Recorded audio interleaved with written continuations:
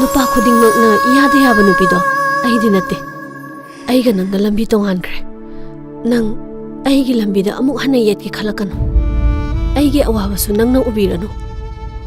urabasu usinnabirano nangi nungsiba uthokphamdo mafam yam chade nangi thauna uthokpagi matamsu henkre aigi imangda nang amuk hana lepa ano angan nangbu uraga aigi wakhal se henna sonthaiye ai pangal hanthaba yade ai thauna laibi oidaba yadiye ai bu sengna nungsibirabadi aigi wasi yabiyo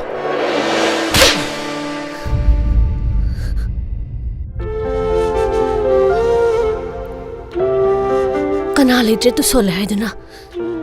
ai khoibu usittaba achaw asang oiba nakhoi geli chetlo nangna tawri base nang phaye na khanbro adu wakhal yaudaba laibak miyamna sakhanglaba su nangbu ai khoina di mi oina tharoi usit pham su thokte nache na chalgi nungsiba su khangdaba na khoina engona tawbire se kaino ai gi ra se kharino na khoi ga yenda ba ai bu sin sin dire se kai gi no